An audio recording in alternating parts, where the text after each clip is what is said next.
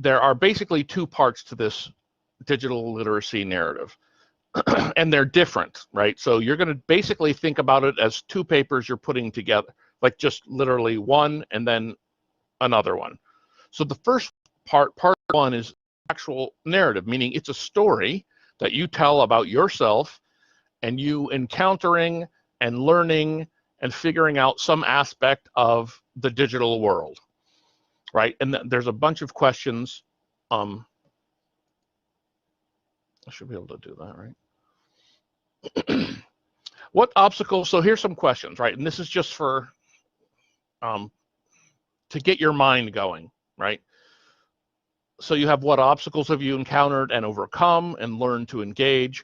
One of the things you do want to think about is that a narrative is a story, but when we make it an essay or an actual short story, something has to happen. So it's usually the character changes. So in this case, you change. You saw the world one way, meaning you thought about things were like this, you have an experience, and then you shift, right? Doesn't have to be huge, doesn't have to be like, don't believe in God, had an experience, now I believe in God. It can just be very small. Like, I thought about communication this way. Like, I thought you could only do this with communication. I learned this whole other process, and now I understand communication slightly differently, right? So anyway, that's, you want to have that in the back of your mind when you're trying to pick a specific event.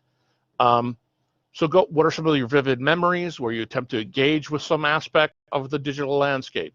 Unexpected problems. So conflicts are always great for narratives.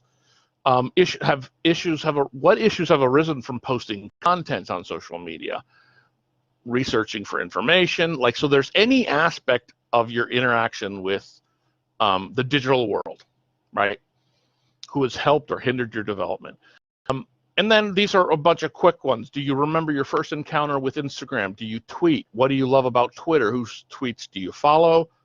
Whose blogs? Do you have your own blog? If blogs might be on their way back, I think that's which is good. So just keep that there. When and how did you first learn to text? Do you always know I am abbreviations? This is the English Dean thinks this is so does it shock you to find that this question, because you could talk about that, right? You could talk about learning text speak, like, and what that's about and how that changes the way you think about language. At least it did for me. In any event, so that's the 2 to 3 pages. It's a story from your life, personal essay, in which you change because you went through some experience having to do with the digital world. All right, basic idea. You need to have a thesis, right, for every essay, even personal essays, and it's good to have it at the end of the introduction. And what your thesis would be for an essay like this is something about what you learned from the experience or how it changed you.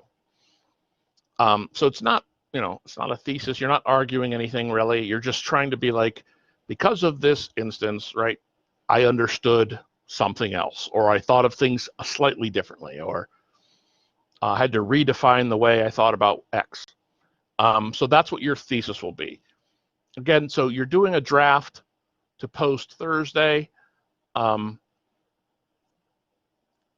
would say don't worry too much about the thesis right now. I'd say write 3 pages on an incident. Try to just generate content. You can figure out what the thesis really is and then clarify it and put it in, like, when we do the revision.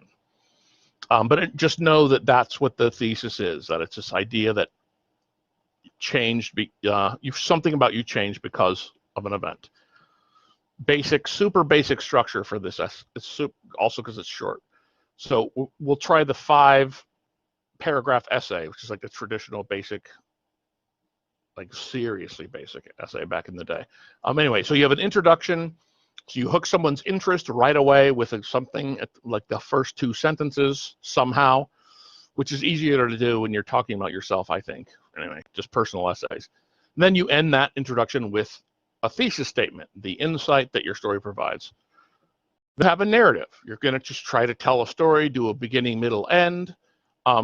As you're doing that, you're sort of supporting and developing whatever your thesis is, right? Because you're describing the events as they take place. You're describing your reaction to the events or your thoughts at the time, or like how you thought it would be and versus whatever. So you're doing that, boom, that's 3 paragraphs. The conclusion sort of re-emphasizes your thesis statement. Somehow returns to the hook, like it connects back with the hook. Hopefully we can do that. That's another revision thing. Just because it's like that makes your essay way more solid. Okay, so that's part 1 of it, about 2 to 3 pages.